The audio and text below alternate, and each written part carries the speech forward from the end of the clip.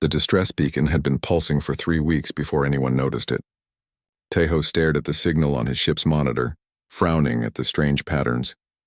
The message was old, maybe years old, but still broadcasting into the emptiness of space.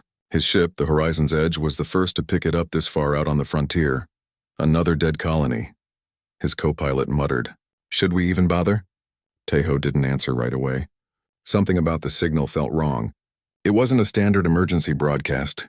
It was weaker, almost like someone had built it from scraps and hope. He changed course toward the source. The planet was listed in the database as Vela 9, a Velathi colony established 40 years ago. The Velathi were known across the galaxy as masters of crystal technology, a species that grew their buildings instead of constructing them. They were also known for being cold, logical, and completely uninterested in other species. Tejo had met a few Velathi traders before. They treated humans like amusing children, useful for manual labor but nothing more. When the Horizon's Edge entered orbit, Tejo expected to see the glittering spires typical of Velathi architecture. Instead, he saw ruins. Half the structures were dark, their crystalline surfaces cracked and dulled. Lights flickered in only a few buildings. The orbital platforms were completely dead, floating like grave markers.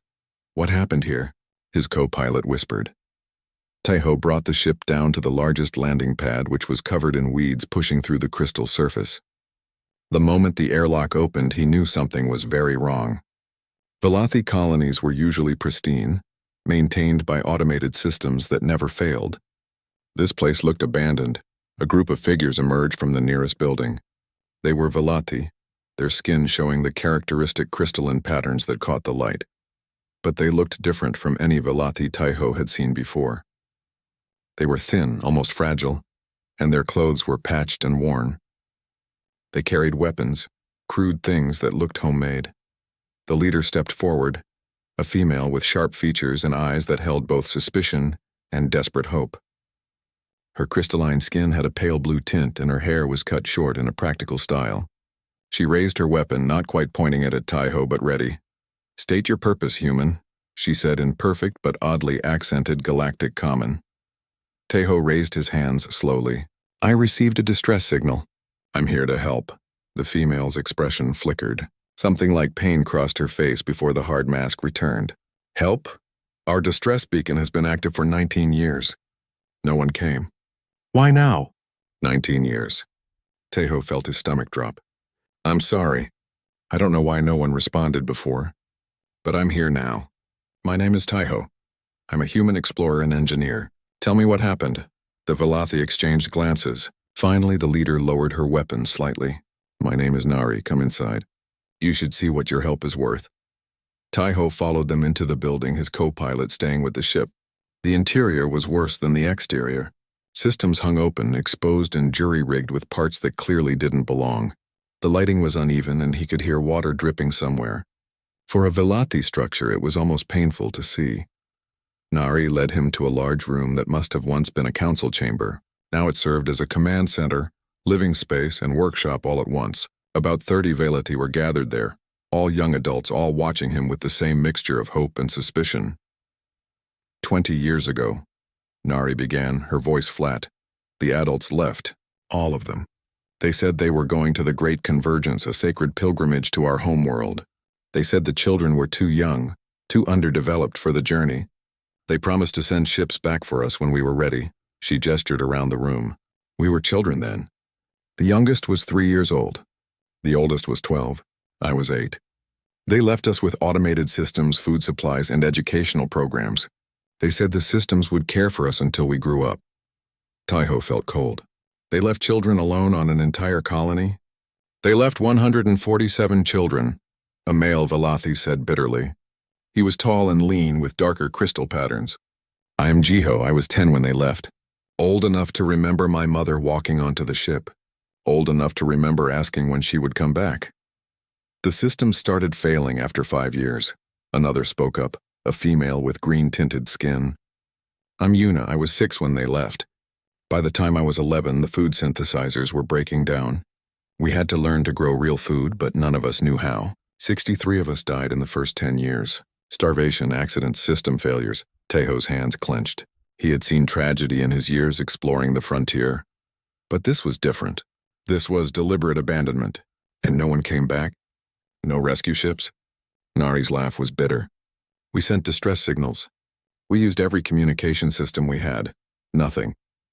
Either they couldn't hear us or they chose not to answer. We stopped hoping after the first decade. Then why keep the beacon running? Tejo asked. The room fell silent. Finally, a younger male spoke up. I'm Hyun. I was 3 when they left. I don't remember them at all. But some of us kept hoping. Stupid maybe, but we kept hoping someone would care enough to check on us. Tejo walked to the window and looked out over the colony. He could see more Velothi outside, working on repairs, tending to gardens that looked pathetic compared to the agricultural wonders the Velothi usually created. These people had been abandoned as children and forced to raise themselves. They had survived through pure determination, teaching themselves engineering, agriculture, medicine, everything, with only failing automated systems and educational programs to guide them. Your ship, Nari said behind him. It's fast? Fast enough, Tejo answered, then use it. Go back to human space. Tell them what you found if you want. But we don't need rescuing anymore. We've survived this long. We'll keep surviving. Tejo turned to face her. I'm not leaving. Nari's eyes widened. What? I'm not leaving, Tejo repeated. He looked around the room at all of them, these survivors who had been thrown away by their own people. I'm a ship engineer. I know power systems, life support, structural repair. I can help you fix this place. I can teach you what I know. Why? Jiho demanded. We're not your people. We're not even your species. Why would you stay? Tejo met his gaze. Because I'm a human and we have a saying. We don't leave people behind. You were left behind once. I won't do it again. Nari stared at him for a long moment. He could see her trying to decide if she could trust him, trying to understand why a human would stay when her own people had left. Finally, she nodded once, sharp and decisive. Then you can start with the primary power reactor. It's been running at 40% for 3 years. If it fails completely, we lose everything. She paused. And human? Don't make promises you can't keep. We've had enough of those. Tejo smiled grimly. I keep my promises. Show me the reactor. As he followed Nari deeper into the colony, Tejo knew his life had just changed completely. He had come expecting a simple rescue mission. Instead, he had found something else entirely. He had found children who had been forced to become adults too soon, who had been abandoned by those who should have protected them. He had found people who needed someone to stay. And Tejo, whether they knew it yet or not, was very good at staying. The reactor room was worse than Tejo had imagined. The crystalline core that should have pulsed with steady light was flickering like a dying star. Coolant lines leaked. Control panels showed errors in languages he didn't even recognize. Nari stood beside him, her face carefully blank, but he could see the tension in her shoulders. We've tried everything we know, she said quietly. 3 of our best engineers died trying to repair it 5 years ago. The radiation shielding failed during their work. Tejo studied the setup carefully. Velothi technology was beautiful but delicate, designed to be maintained by automated systems or trained experts. These survivors had neither. They had been children trying to understand machines meant for masters. I need tools, he said. And I need you to evacuate everyone from this section. The radiation levels are dangerous, Nari warned. Your species can't handle it any better than ours. Tejo smiled slightly. Actually, we can. Humans are tougher than we look. One of the benefits of evolving on a planet that kept trying to kill us. Over the next 3 days, Tejo worked on the reactor. He stripped out the failing Velothi components and replaced them with human-style redundancies. Where Velothi engineering was elegant and efficient, human engineering was brute force and practical. He couldn't fix everything, but he could make it reliable. Jiho watched him work, taking notes. The Velothi engineer was smart, faster at learning than Tejo expected. Why do humans build everything twice? He asked, pointing at the backup systems Tejo had installed. Because we expect things to break, Tejo explained. Velothi technology works perfectly until it doesn't. Human technology works badly all the time, so we plan for it. When one system fails, another takes over. That seems inefficient, Jiho said, but his tone was thoughtful, not critical. It's not about efficiency, it's about survival. Tejo tightened a connection. You can have the best machine in the galaxy, but if it breaks and you can't fix it, you die. Better to have a simple machine that keeps working. On the fourth day, the reactor stabilized at 70% capacity. The colony's lights burned brighter than they had in years. People gathered in the streets, staring up at the steady glow with expressions Taiho couldn't quite read. Relief, certainly, but also something like grief, as if the light reminded them of what they had lost. Yuna found Taiho in the mess hall that evening. She sat across from him without asking, her green-tinted skin catching the improved lighting. "The gardens are dying," she said bluntly. "I've kept them alive this long, but I don't know what I'm doing wrong. The soil chemistry is off. The plants grow weak." Taiho looked at her tired face and saw someone who had been fighting a losing battle for years. "Show me tomorrow," he said. The gardens were a patchwork of Velothi crystal growth techniques and desperate improvisation. Yuna had been trying to force alien plants to grow in conditions they weren't meant for, with equipment she barely understood. But she had kept over 80 people fed for years through sheer determination. "On Earth," Taiho said, kneeling beside a struggling crop, "we learned that different plants need different things. You're trying to grow everything the same way." "The Velothi method works for all plants," Yuna said defensively. "When you have perfect automated systems, yes, but you don't, so you need to adapt." He stood and looked around. Human farmers learned thousands of years ago to rotate crops, to let fields rest, to use natural fertilizers. Your gardens are exhausted because you've been pushing them too hard. Yuna's crystalline eyes glistened. "I've been killing them?" "No," Taiho said firmly. "You've been keeping your people alive. That's what matters. Now let me show you how to make it easier." They worked together for weeks. Taiho taught her crop rotation, companion planting, and composting. He showed her how to read the plants themselves, to see what they needed instead of following rigid protocols. Slowly, the gardens began to thrive. Hyun, the young archivist, approached Taiho one evening with a request that surprised him. "Teach us about humans," he said. "Not technology, culture, history, who you are." "Why?" Taiho asked. Hyun looked uncomfortable. "Because we don't know who we are anymore. We were supposed to be Velothi, raised with Velothi values and culture, but we were raised by machines and each other. Our culture is broken, incomplete. Maybe understanding another species will help us understand ourselves." So Taiho started holding lessons in the evenings. He taught them about Earth, about human history with all its violence and beauty, about the concept of chosen family and loyalty beyond blood. The Velothi listened with an intensity that sometimes unnerved him. They were building something new from the fragments they had left, and they were hungry for anything that might help. "Humans fight each other constantly," Jiho observed one evening. "Your history is full of wars. Yet you also talk about loyalty and friendship. How does that work?" Taiho thought about it. "We're contradictory. We're violent and peaceful, selfish and generous, brilliant and stupid, often all at the same time. But I think that's what makes us adaptable. We don't fit into neat categories. We just keep trying, failing, and trying again." Nari, who attended every lesson but rarely spoke, finally asked a question. "The Velothi value logic and perfection. They would say emotions make you weak. But you seem to think emotions make humans strong." "Which is true." Taiho met her gaze. "Logic without emotion is just math. It can tell you what's efficient but not what's right. Your people left you here because it was logical. They saved the useful members of society and abandoned the rest. Was that strength?" The room went silent. Nari's face showed no expression, but her hands clenched. "No," she said quietly. "That was cowardice." The turning point came 3 months after Taiho arrived. The reactor, stressed by decades of poor maintenance, began to fail catastrophically. Alarms blared through the colony. Jiho ran diagnostics while Nari organized evacuation procedures, but they all knew the truth. If the reactor melted down, the radiation would kill everyone in the colony. "I can shut it down safely," Jiho said, his voice shaking.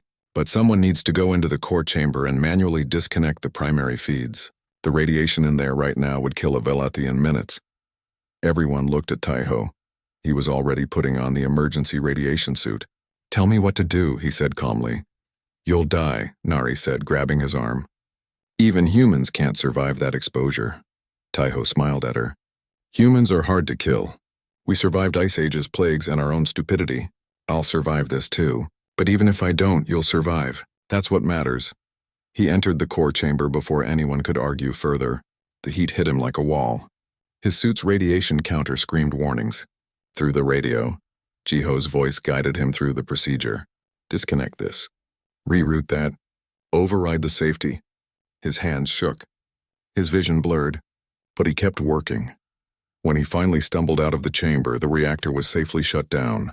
Taeho collapsed, his skin red with radiation burns, his body shaking. Nari caught him as he fell. "Stupid human," she whispered, and he realized she was crying. He had never seen a Velothi cry before. He woke up 3 days later in the medical center, his body wrapped in treatment bandages.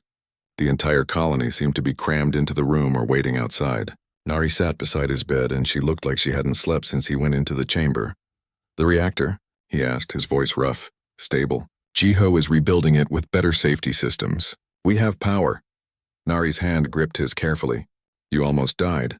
"But I didn't," Taeho pointed out. "Humans are tough." Yuna pushed forward, carrying something wrapped in cloth. "We wanted to give you this," she said. "It's not much, but..." She unwrapped it to reveal a piece of crystal, grown and shaped into a simple pendant. It was rough, clearly handmade, nothing like the perfect Velothi artistry he had seen in museums.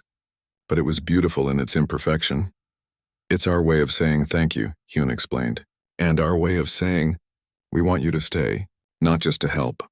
To be part of us." Nari stood up, her expression more vulnerable than he had ever seen it. She looked around at her people, then back at Taeho.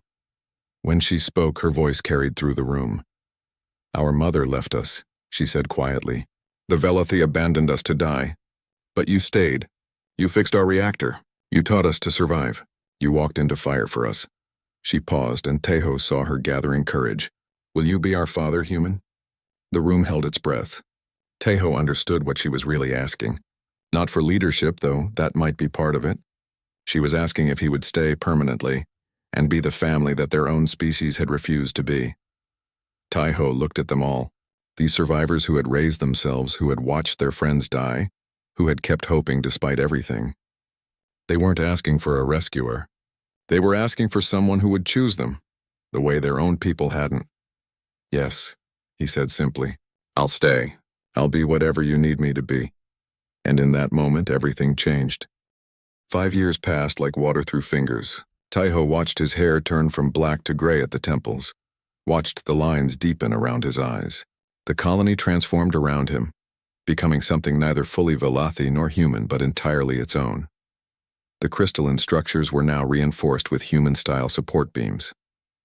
Gardens grew in neat rows instead of the traditional Velothi spiral patterns. Children played in the streets, their laughter a sound the colony had been missing for too long. They were the first generation born after the adults left, raised by the survivors who were barely adults themselves when they became parents. Taeho sat in what had become his workshop, reviewing reports. Nari entered without knocking, carrying 2 cups of tea. This had become their routine over the years. Morning meetings where they planned the day, evening meetings where they reviewed what had been accomplished. She was no longer the desperate young woman who had first pointed a weapon at him. She had grown into a leader, confident and capable. "Jiho finished the new water purification system," she reported, sitting across from him. "He's already talking about designing a backup system." Taeho smiled. "He's learned well. Always plan for failure. Human philosophy," Nari said, but there was warmth in her voice. "I remember when you first said that, I thought it was pessimistic. Now I understand. It's not about expecting failure. It's about refusing to let failure destroy you." They reviewed the rest of the reports in comfortable silence. The colony now had 84 survivors, a number that had remained stable for 3 years. They had stopped losing people to preventable accidents and system failures. 3 babies had been born in the last year. It wasn't a population boom, but it was growth. It was hope. "There's something else," Nari said, her voice changing. "A human merchant ship arrived yesterday. They want to establish a trade route. They're offering advanced medical supplies in exchange for crystal products." Taeho looked up sharply. "You told them our situation?" "I told them we were an independent colony with limited resources. They don't need to know about the abandonment." Her face was carefully neutral. Not yet, anyway. This was new territory. For 5 years, the colony had been isolated, surviving on what they could produce and what Taeho's ship could carry from occasional supply runs. Opening trade meant opening themselves to scrutiny, to questions about why a Velothi colony had a human living among them. "What do you think?" Taeho asked. He could make the decision himself, but that wasn't how they worked. They led together. Nari was quiet for a moment. I think we can't hide forever, and I think we're strong enough now to face whatever comes. The trade relationship started small, but grew quickly. Human merchants were curious about the hybrid technology the colony produced. Velothi crystal work with human redundancy systems created products that were both beautiful and reliable. Within a year, Vela 9 became a minor but notable stop on the trade routes. With trade came news of the galaxy beyond. Tejo learned that the Velothi government had no record of the Great Convergence or any authorized evacuation of Vela 9. Officially, the colony was listed as operating normally. When he told Nari this, her face went cold. They didn't just abandon us, she said quietly. They erased us, pretended we didn't exist. Yuna's gardens had become famous among traders. She had developed hybrid crops that combined Velothi efficiency with human adaptability. Merchants came specifically to buy her seeds. She trained a staff of younger Velothi, teaching them everything she had learned. In the evenings, she studied botany texts that Tejo obtained from human universities, always hungry for more knowledge. I want to publish a paper, she told Tejo one day, about the hybrid crops. Maybe even attend a conference. Then do it, Tejo encouraged. You've earned recognition for your work, but I'll have to explain where I developed these methods. Why a Velothi colony has human techniques. She looked worried. What if they ask questions we're not ready to answer? Tejo considered this. The truth is going to come out eventually. Maybe it's better if we control how it comes out. You write your paper honestly. Let the galaxy see what you accomplished despite everything.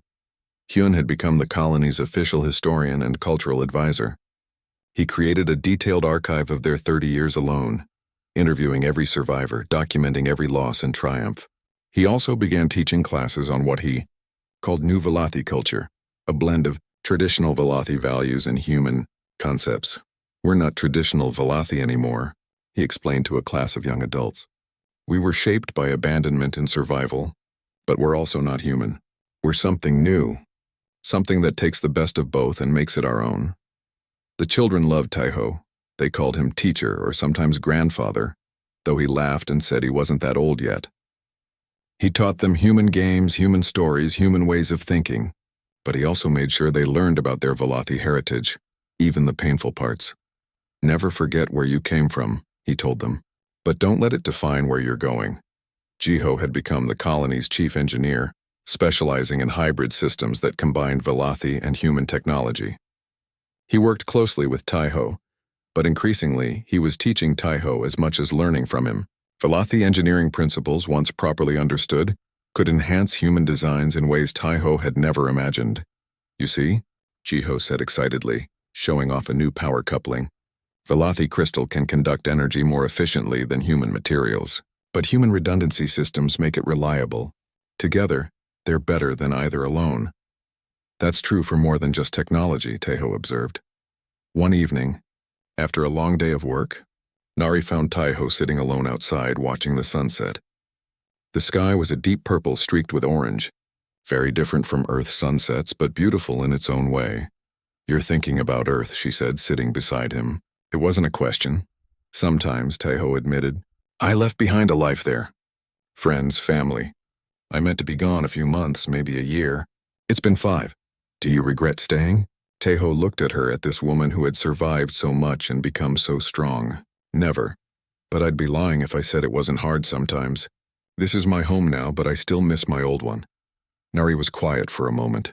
Then she said something that surprised him. When I was young, before they left, my mother told me that Velothi don't form emotional attachments. She said emotions were inefficient, that logic should guide all decisions. I believed her because she was my mother and I thought mothers knew everything. She looked at Tejo. But she was wrong. If emotions are weakness, then why did we survive? We survived because we cared about each other. Because we refused to let each other die. Because love and loyalty and friendship gave us reasons to keep fighting when logic said we should give up. Your mother was wrong about a lot of things, Tejo said gently. I know that now. You taught me that. You taught all of us that. Nari smiled slightly. You're a better parent than any of our biological ones ever were. You know that, right? Tejo felt his throat tighten. I just did what anyone should do. No, Nari said firmly. You did what almost no one does. You stayed when leaving would have been easier. You cared when apathy would have been simpler. You chose us when our own people didn't. More ships came as the years passed. Scientists interested in their hybrid agriculture. Engineers curious about their technology. Diplomats asking careful questions about colony governance. Taiho handled most of the diplomatic work, protecting his people from scrutiny until they were ready. But he also began filing reports with human authorities about the abandonment. Careful reports documenting everything, building a case. He didn't know what he was building toward, but he knew the truth needed to be on record. The 10th anniversary of Taiho's arrival became a colony-wide celebration. They called it Founding Day, marking the day their real survival began. Everyone contributed something. Yuna created a feast from the gardens. Jiho built a light display that made the crystalline structures glow like stars. Hyun wrote and performed a poem about survival and family. Nari gave a speech that brought many to tears. She talked about the children they had been, the adults they had become, and the future they were building. She talked about loss and hope, despair and determination. And she talked about Taiho, the human who had chosen to be their father when their own people had chosen to forget them. He could have left, Nari said, looking at Taiho with unconcealed affection. He could have done the minimum, filed a report, and moved on. Instead, he stayed. He taught us. He loved us. He became family not because he had to, but because he wanted to. That night, after the celebration, Taiho looked at himself in the mirror. He was in his 50s now, his hair more gray than black. His face was weathered, his hands scarred from a decade of hard work. He looked older than his years, worn down by radiation exposure and simple age. But he also looked happy. Truly, deeply happy in a way he hadn't been before Vela 9.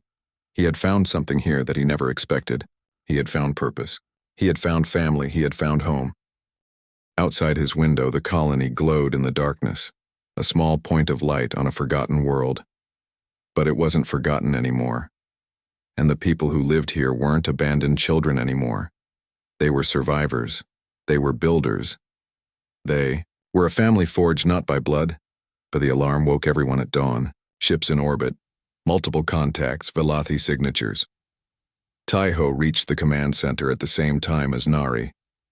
They stared at the display together, watching 6 crystalline ships take up positions above the colony. Are they military? Jiho asked, his fingers flying across the sensor controls. No, Nari said quietly. Her voice was strange, hollow. They're civilian transports, the same kind that left 30 years ago. The silence in the command center was absolute. Everyone understood what this meant. After 3 decades, the Velothi had finally come back. The lead ship's captain requested permission to land. Taiho looked at Nari, letting her make the decision. Her face showed no emotion, but he saw her hands shaking before she clenched them into fists. Grant permission, she said. Clear the main landing pad. Full formal reception. Within an hour, the colony had assembled. Every adult who could walk stood in the plaza facing the landing pad.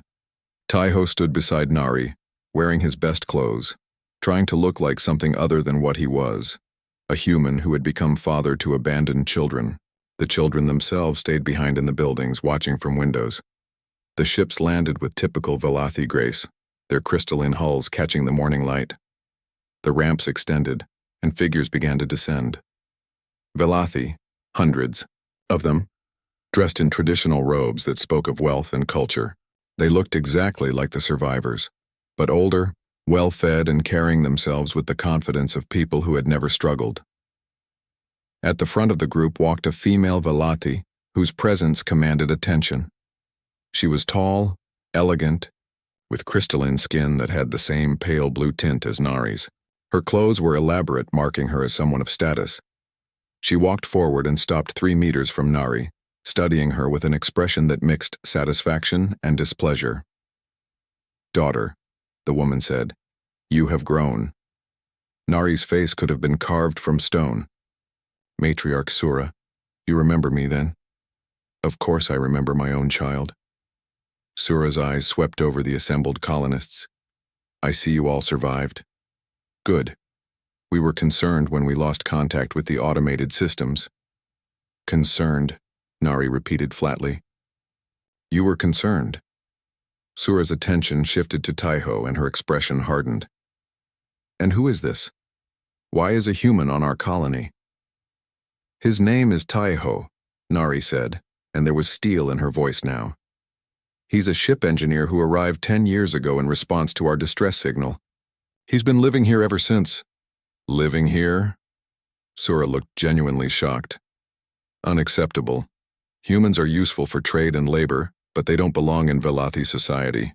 You will thank him for his assistance and send him away. We will restore proper Velathi culture now that we have returned. The colonists shifted. Taiho heard angry mutters.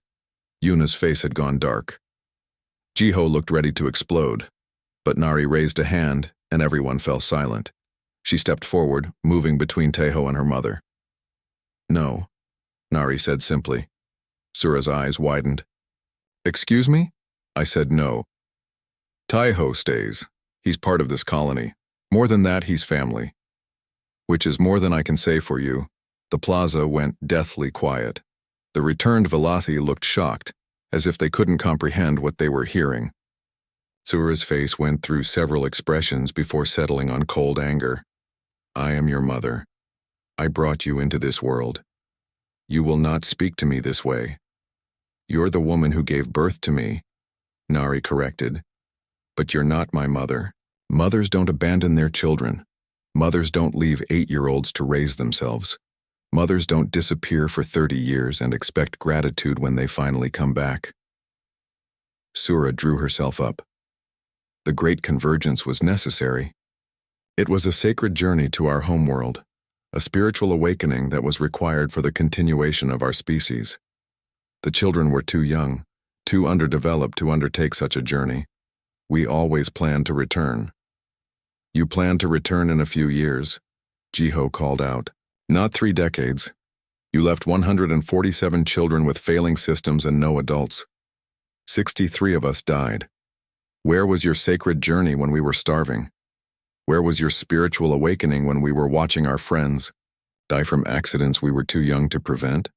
The returned Velathi looked uncomfortable. Some of them were searching the crowd, clearly looking for specific faces, looking for their own children and not finding them. Where is Kellis? One of the returned Velathi asked, her voice breaking. My son, Kellis. Where is he? Hyun stepped forward. Kellis died 14 years ago. He was 16.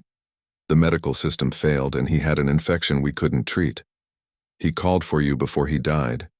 He kept asking when you would come back. The woman collapsed, wailing. Others began asking about their children. The answers came back, one after another. Dead. Dead. Dead.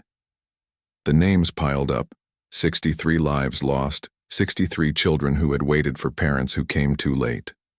Sura's face had gone pale. We thought the systems would protect you. We thought you would be safe. You didn't think at all, Nari said coldly. You left and forgot about us. And when your sacred journey was over, you waited even longer before coming back. Why? Why did it take 30 years? No one answered. The returned Velathi looked at each other, and Taiho saw guilt on many faces. Whatever their reasons, they knew they had failed. I want you to leave, Nari said. All of you. Take your ships and go back to whatever comfortable life you've been living. We survived without you. We'll continue surviving without you. This is our colony, Sura said, but her voice had lost its certainty. These are our children. This is our home, Nari countered. And we stopped being your children the day you left us to die. Look at what we've built. Look at our gardens, our technology, our culture. We did this, not you. We survived because we refused to give up, because we had each other, and because one human cared more about us than our entire species did. Taiho put a hand on Nari's shoulder, feeling her trembling with anger and pain. Perhaps we should all take some time, he suggested quietly. This is emotional for everyone. Decisions made in anger rarely end well. Sura looked at him, really looked at him for the first time. You dare to speak? You're not even Velati. You have no right to be here, no right to be part of this. I have every right, Tejo said calmly. I earned it by staying when your entire species left. I earned it by teaching these people to survive. I earned it by walking into a radiation chamber that would have killed any Velati in minutes because the alternative was watching them die. I earned my place here through choice and sacrifice. What did you do to earn yours? Give birth 30 years ago and then leave? The silence was crushing. Sura stared at him, and Taiho saw her struggling with rage and shame. Finally, she looked past him to Nari. I came back, she said, and for the first time there was vulnerability in her voice. I know it was late. I know we failed you. But I came back. Doesn't that mean anything? Nari's expression softened slightly, but only slightly. It means you finally felt guilty enough to check on us. It means you waited 30 years to develop a conscience. It doesn't mean we need you anymore. One of the returned Velati, a male with dark crystal patterns, spoke up. Please, I'm looking for my daughter Mira. Is she here? Is she alive? Yuna stepped forward. I'm Mira. Hello, father. The male rushed forward, but Yuna held up a hand, stopping him. I was 6 when you left. I'm 36 now. I don't remember your face. I don't remember your voice. I remember being hungry. I remember crying for you and you never coming. I remember learning to be a botanist because if I didn't, we would all starve. I'm sorry, the male whispered. I'm so sorry. Sorry doesn't bring back the people we lost, Yuna said. Sorry doesn't give me back my childhood. Sorry doesn't erase 30 years of abandonment. More confrontations erupted across the plaza. Parents and children meeting as strangers, years of pain spilling out in angry words and bitter tears. Some of the returned Velati wept. Others tried to defend themselves, to explain. But there was no explanation that could make 30 years of abandonment acceptable. Tejo watched it all, his heart aching for both sides. The colonists had every right to their anger, but he could also see genuine remorse on some of the returned Velati's faces. Whatever had happened, whatever choices had been made, some of them clearly regretted it. As the sun climbed higher, Sura called for silence. The returned Velati gathered behind her, their earlier confidence completely gone. She looked at Nari, and Taiho saw a mother looking at a daughter she no longer knew. We will establish a camp outside the colony, Sura said quietly. We will not force our presence on you, but we won't leave this world. These are our children and we failed them. At least let us try to make amends. You can't make amends for this, Nari said, but you can start by telling us the truth. Why did you really leave? Why did you wait so long to come back? Sura's face showed the struggle between pride and honesty. Finally, she spoke. I will gather the records. Tomorrow we will meet again, and I will tell you everything. You deserve that much truth. The returned Velati walked back to their ships. The meeting hall was packed. Every colonist who could fit was inside, with more listening through the communication system. The returned Velati entered quietly, their earlier arrogance completely gone. Sura stood at the front, holding a data tablet that looked old and worn. Taiho sat beside Nari, watching the matriarch's face carefully. She looked older than she had yesterday, as if the weight of what she was about to reveal had aged her overnight. 30 years ago, Sura began, Vela 9 was chosen as a colony site because of its rich deposits of exotic matter, a substance crucial to our most advanced technology. We built here, we thrived here, and we raised our children here.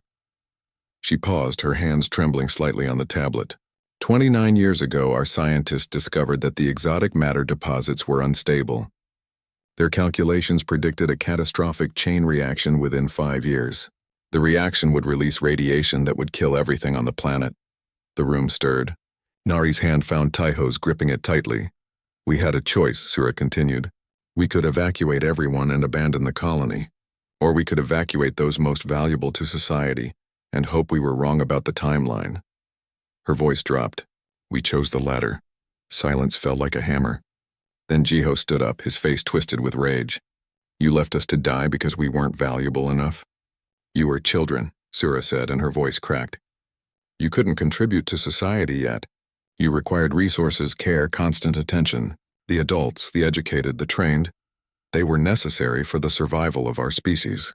We thought we were making the logical choice. The logical choice, Hyun repeated, his voice shaking. You let 63 children die because logic told you they were worthless? We thought the catastrophe would happen quickly. Another returned Velathi spoke up, a male who looked ashamed. We thought if we were wrong, we would know within a year or two. We planned to send rescue ships immediately if the predictions were false. But years passed and we heard nothing. We assumed the worst had happened, that you were all dead. The communication systems failed, Yuna said coldly. Year 6. We sent distress signals into the void for over a decade. You never heard them because you weren't listening. You had already written us off. Sura looked at her daughter. When we finally sent a probe ship 15 years ago, we found the colony still operational. We knew then that you had survived, that our calculations were wrong. But by then, so much time had passed. We were ashamed. We debated for years about whether to return. 15 years ago, Nari said, her voice deadly calm. You knew we were alive 15 years ago and you waited until now to come back? While we were struggling, while we were dying, you knew we were here and you did nothing. We didn't know what to say, Sura whispered. How do you face children you condemned to death? How do you admit that you valued your own comfort over their lives? Taeho felt sick. He had suspected something terrible, but this was worse than he imagined. These people had made a calculated decision to sacrifice their own children for their convenience, then compounded that evil by hiding from their guilt for 15 years. Get out, Nari said quietly. Please, let me explain more. Let me tell you everything. Get out. Nari's voice rose to a shout. You've told us enough. You left us to die because we were inconvenient. You're not parents. You're monsters. The returned Velathi began to retreat, but Sura held her ground. We know we can never make this right. But we're here now. Let us help. Let us try to be the parents we should have been. 30 years too late, Jiho spat. You don't get to be parents now. You're just strangers who happen to donate genetic material. The returned Velathi left, but they didn't leave the planet. Over the following weeks, they established a permanent camp just outside the colony boundaries. They tried to help, sending supplies and offering assistance with repairs. The colonists refused everything, but the presence of the returned Velathi created tension within the colony itself. Some of the younger survivors, those who had been babies when the adults left, were curious about their biological parents. They had no memories of the abandonment, only stories. Some of them wanted to know the people who had given them life, even if those people had also nearly taken it away. This created a painful divide. Gina, who had been only 2 when the adults left, began visiting her biological mother in the camp. She was 19 now and she barely remembered the hard years.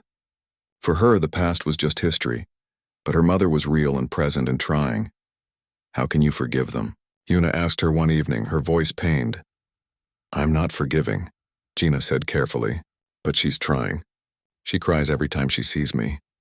She tells me about my father, who died years ago. She tells me stories about when I was a baby. I know what they did was terrible, but she's still my mother.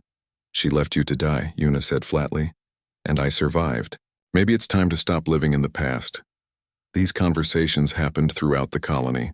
Families fractured over whether to accept the returned Velathi or reject them completely. Some survivors, especially those who had lost siblings or friends, refused all contact.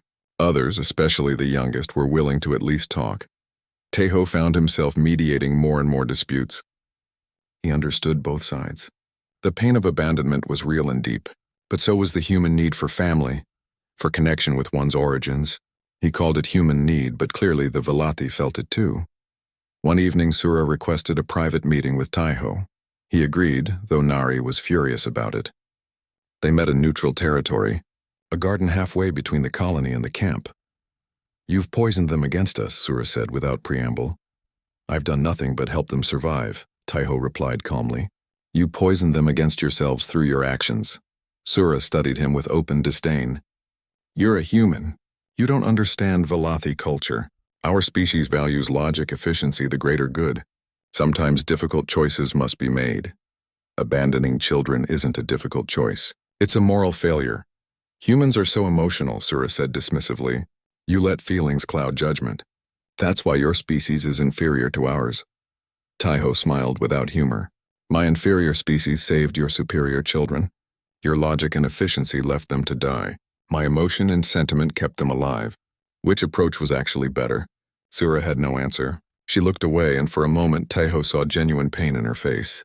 I love my daughter, she said quietly. I know you don't believe that, but I do. I thought about her every day. I told myself we made the right choice, that we had to think of the species, of the greater good. But I thought about her. Then why didn't you come back sooner? Taiho asked. You knew 15 years ago that they were alive. Fear, Sura admitted. Cowardice. I knew Nari would hate me. I knew they all would. I wanted to come back when they were young enough to forgive, but I waited too long. Now they're adults who survived without us, and they don't need us anymore. They needed you 30 years ago. They needed you 20 years ago. They needed you 10 years ago. You don't get to show up now and demand gratitude. Taiho stood. But I'll tell you something. Despite everything, some of them want to know you. Some of them need that connection to their past, even if the past is painful. You might get a second chance with some of your children. Don't waste it by being defensive and proud. Meanwhile, Jiho had been doing research. He had always been curious, always searching for answers. He broke into the returned Velathi's database, something that would have been impossible for a normal Velathi hacker. But Jiho had learned from Taiho. He combined Velathi elegance with human brute force methods. What he found made him call an emergency council meeting. Taiho, Nari, Yuna, Hyun, and several others gathered in the secure room. Jiho's face was pale, his hands shaking as he displayed the files he had stolen. The exotic matter deposits, he said. They never existed. The room went cold. Nari stood up slowly. What? There are no exotic matter deposits on Vela 9. There never were. This planet was chosen because it was beautiful and remote, not because of any valuable resources. Jiho pulled up more files. The evacuation wasn't about saving the valuable members of society from a disaster. It was about consolidating population on the homeworld. Explain, Taiho said quietly. 30 years ago, the Velathi government decided that maintaining outer colonies was inefficient. They wanted to centralize the population for better resource management. But they couldn't just abandon colonies openly without losing face. So they created false reports about disasters, convinced the colonists to evacuate, and left the children behind as acceptable losses. Hyun looked like he might be sick. They lied. About all of it. They didn't leave us because we might die in a disaster, Yuna said slowly. They left us to die because we were inconvenient. Nari's face had gone completely blank. Taiho recognized the expression. It was how she looked when she was so angry she couldn't express it. She stood and walked out without a word. Taiho followed her. He found her on the roof of the command center, the same place they had sat many times over the years. She was crying, something he had rarely seen her do. Silent tears rolled down her crystalline face, catching the light. They lied, she said when she sensed him. Everything they told us was a lie. There was no sacred juror.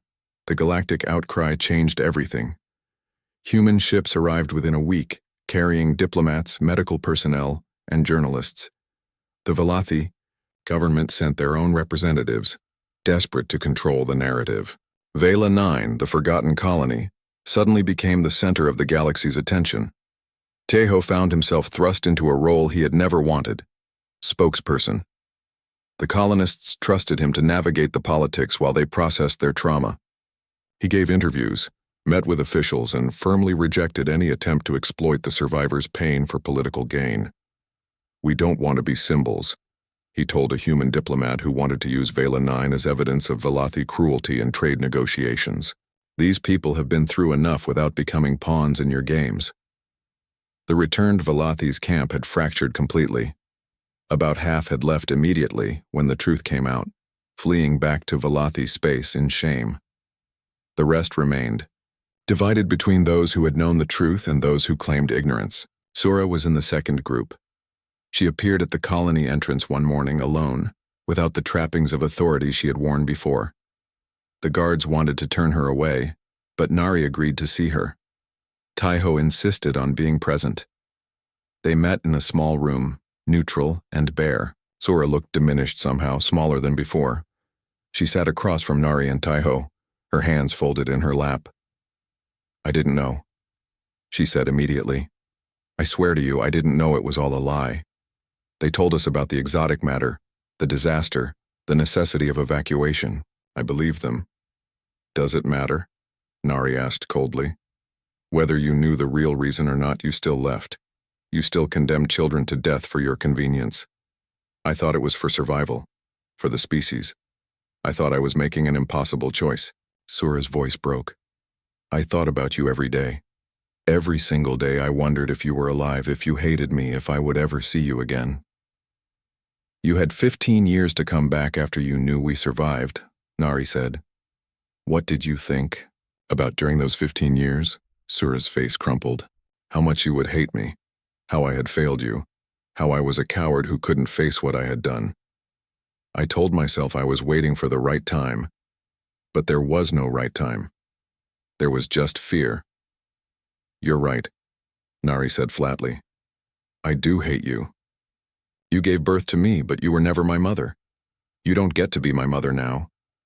I know. Sura looked at Taiho. He's your father now. I can see it. The way you look at him, the way you trust him. He was there when I wasn't. He earned what I threw away. Taiho spoke carefully. Nari doesn't need your permission to call me her father, and she doesn't need your validation to reject you. This meeting is for you to say whatever you need to say, but don't expect forgiveness. Sura nodded. I'm not asking for forgiveness. I know I don't deserve it. I just wanted you to know that I'm sorry. Truly, deeply sorry. I failed you as a mother, as a person, as everything that matters. You deserved better. You deserved parents who stayed. Nari stood. Thank you for the apology. Now leave. After Sura left, Nari sat in silence for a long time. Taiho waited, knowing she needed to process this on her own terms. Finally, she spoke. I thought I would feel better if she admitted she was wrong, but I don't. I just feel empty. Apologies don't fix everything, Taiho said gently. Sometimes they're just words that acknowledge pain without healing it. Some of the others are accepting their parents back, Nari said. Gina has been living in the camp half the time. Taiho started working with his father on a project. Even Yuna has agreed to meet with her mother. Am I wrong for not wanting that? No. Everyone processes trauma differently. Some people find healing through reconnection. Others find it through separation. Neither is wrong. What would you do? Taiho considered. I don't know. My parents died when I was young, so I never had to face this situation. But I think I would need time. Years, maybe. The wound is too fresh. Maybe someday you'll want to know her. Maybe you won't. Either way is valid. The colony had to make a decision about the returned Velothi. The galactic community was watching. Human and Velothi governments were making demands, and the colonists themselves were divided. Taiho called a general assembly, the first time in years that everyone gathered for a major vote. We have 3 options, Taiho explained to the packed hall. 1, we order all the returned Velothi to leave and never come back. 2, we allow them to stay on our terms, acknowledging our authority and accepting our culture. 3, we try to integrate them fully, rebuilding relationships and family connections. I vote we throw them out, someone called. Others cheered in agreement. I vote we let them stay, Gina said, standing. My mother made a terrible mistake, but she's trying to make amends. I'm not ready to throw that away. The debate raged for hours. Pain and anger fought against hope and forgiveness. Taiho listened to everyone, taking notes, trying to understand what his people truly needed. Finally, he stood. I'm going to propose a compromise. We offer the returned Velothi a conditional stay. They can remain on Vela 9, but only if they accept that this is our colony now, built on our terms. They live by our rules, respect our culture, and accept that they have no automatic authority here. They have to earn their place, just like I did. And if they refuse, Hyun asked, then they leave. This is our home. We nearly died for it. We don't owe them anything. The vote was close, but the compromise passed. Taiho drafted the terms carefully, making sure there was no room for misinterpretation. The returned Velothi could stay, but they would be guests in a home their children had built. When Taiho presented the terms to the remaining returned Velothi, the response was mixed. About a third refused immediately, unwilling to submit to their children's authority. They left within days. The rest, about 40 individuals, agreed to the terms. Sura was among those who agreed. When she signed the document, she looked at Nari. "I accept your terms. I'll live in your colony by your rules. I don't ask for forgiveness. I just ask for a chance to be here, to see what you've built, to know the person you've become." "You'll be assigned housing," Nari said formally. "You'll be expected to contribute work like everyone else. You have no special privileges, no authority. If you can't accept that, leave now." "I accept," Sura said quietly. The integration was painful and slow. The returned Velothi had to learn that their children were no longer children. They were adults with their own lives, their own families, their own ways of doing things. Some adapted quickly, others struggled. Yuna's father tried to tell her how to run the gardens. She shut him down immediately. "I've been chief botanist for 20 years. I don't need your advice. If you want to help, you can weed the south garden. Otherwise, stay out of my way." Jiho's mother tried to reorganize the engineering department according to proper Velothi methods. Jiho assigned her to basic maintenance work until she learned to respect the hybrid systems they had developed. But there were also moments of tentative healing. Daiho and his father began working together on a new communication array, their initial awkwardness slowly giving way to genuine collaboration. Gina's mother told her stories about her childhood, filling in gaps in memory that had been empty for 30 years. Taeho watched it all with careful attention. He was proud of how his people handled the situation, maintaining their boundaries while leaving room for those who wanted connection. But he was also tired. The stress of the past months had taken a toll. He was in his 60s now, and he felt every year. One evening he collapsed while working on a repair. The medical team rushed him to the hospital, Nari running alongside. The diagnosis was serious, but not immediately life-threatening. His heart was weakened from years of radiation exposure and stress. He needed to slow down, to rest, to accept that he was no longer young. "You're trying to do too much," Nari scolded him when he woke up. "You don't have to carry everything alone anymore. We're strong enough to support ourselves." "I know," Taeho said, "but it's hard to stop. For 15 years I've been the one holding things together. I don't know how to not be that person." "Learn," Nari said firmly, "because we need you alive more than we need you working yourself to death." During his recovery, Taiho had time to think.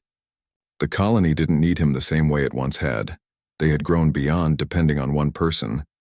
They had leaders, skilled workers, and a functioning society. His role was changing from builder to elder, from father to grandfather. The children, the ones born after the adults left, started calling him grandfather.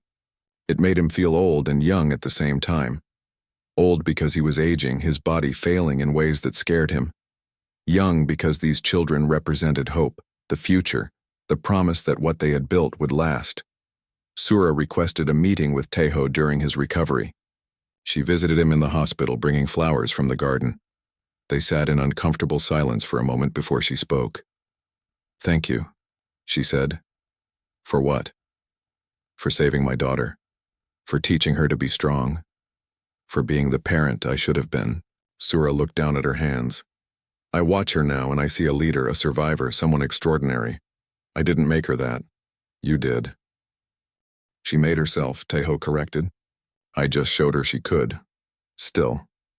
She has a father, even if he's not V5 years past like sand through fingers, each day a little faster than the last." Taeho watched the seasons change on Vela 9. Watched children grow. Watched the colony transform from a place of survival into a place of thriving. But he also felt his body slowly failing, his strength leaving him day by day. The doctors said it was the accumulated effects of radiation exposure, stress, and simple age. His heart was tired. His lungs struggled. He moved slower now, needed a cane on bad days, and spent more time resting than working. He was 71 years old and he felt every year of it, but he was content. The colony had grown to nearly 200 people now. counting the children born in recent years and the returned Velathi, who had proven they could live by the new rules.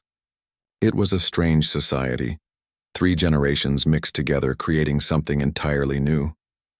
Not quite Velathi, not quite human-influenced, but uniquely their own.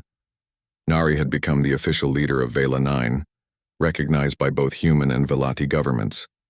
She was 53 now, her crystalline skin showing fine lines that spoke of years of hard decisions and harder work.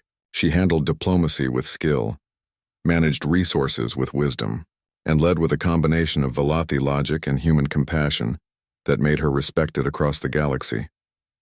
Jiho ran the engineering department, training a new generation in the hybrid techniques that had become Vela 9's trademark. His work was studied at universities across human space. Velathi institutions refused to acknowledge it officially, but many young Velathi engineers quietly studied his methods. Yuna's gardens had become legendary. She had written 3 books on hybrid agriculture and spoke at conferences across the galaxy. Her father worked with her now, their relationship still careful and formal but genuine. They would never have the closeness she shared with her fellow survivors, but they had found a way to coexist. Yun had become the colony's chief cultural officer and historian. He taught classes on Velathi history, human philosophy, and the unique culture they had created.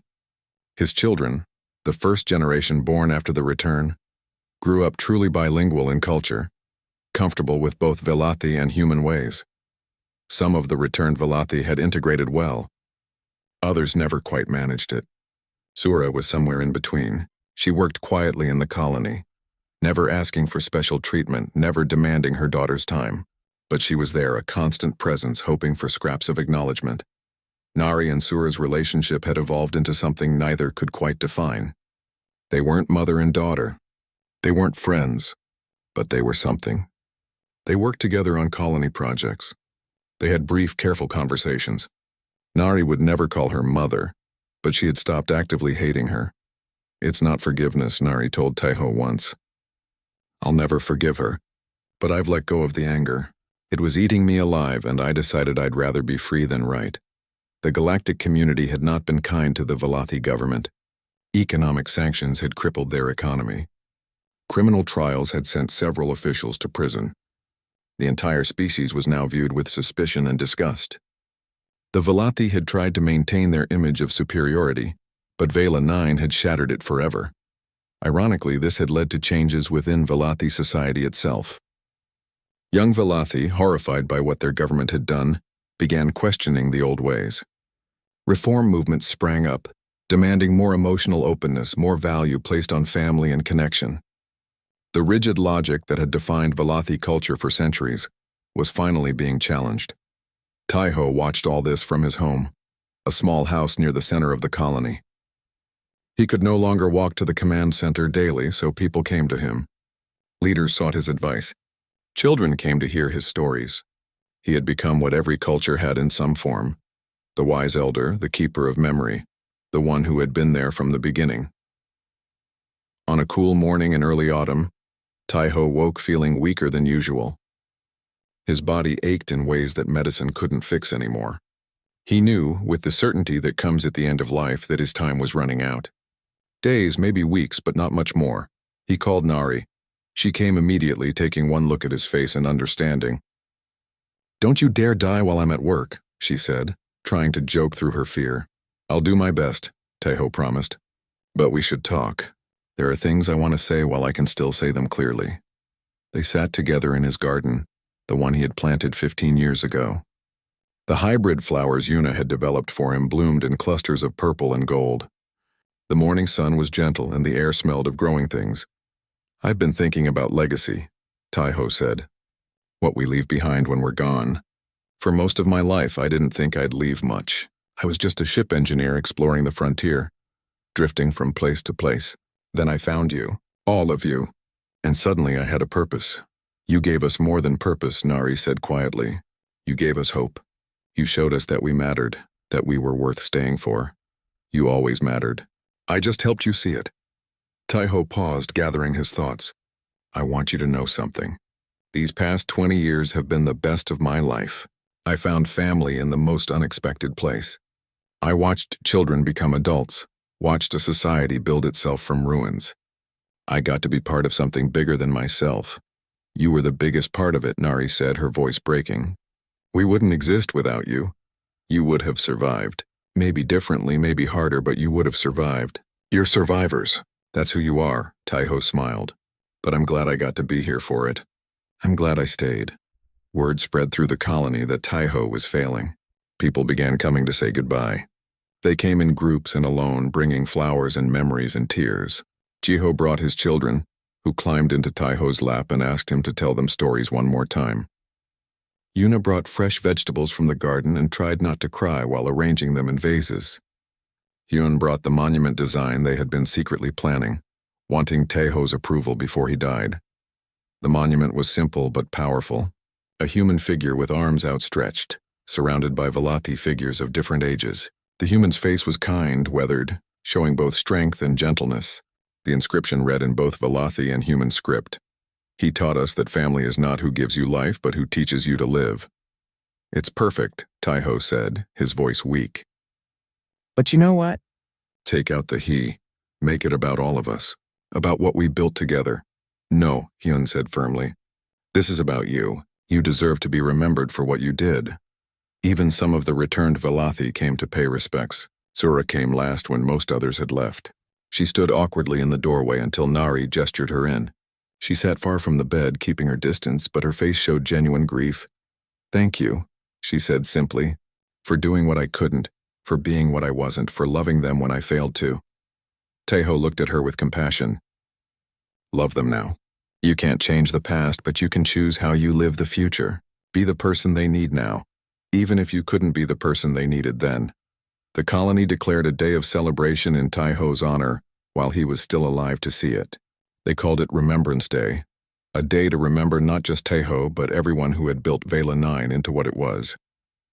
The 63 children who had died, the survivors who had persevered, the returned Velati who had tried to make amends, and Taiho, the human who had stayed. The celebration was beautiful. Music filled the streets. Children performed plays about the colony's history. Yuna's garden provided a feast.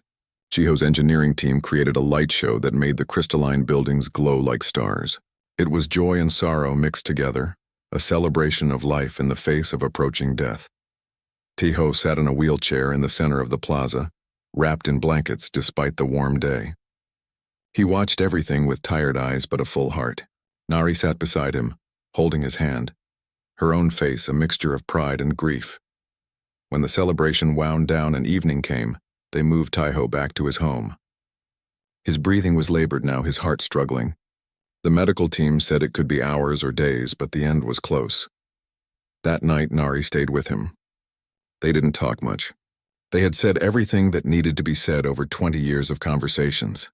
Instead, they sat in comfortable silence, listening to the sounds of the colony outside. Children laughing, adults talking, the hum of machines, the rustle of wind through gardens, the sounds of life continuing. Are you afraid? Nari asked as the night deepened. A little, Taiho admitted. Dying is always scary, but I'm also ready. I've lived a full life. I've done what I came to do. I have no regrets. I'm not ready, Nari said, tears falling. I'm not ready to lose you. You won't lose me. I'll be in everything you built. Every system Jiho designs with redundancy. Every plant Yuna grows with hybrid techniques. Every story Hyun tells about survival and chosen family.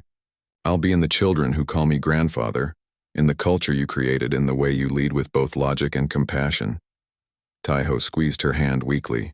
I'll always be here, just in a different way. As dawn approached, Taiho's breathing became slower, more difficult. Nari called the others.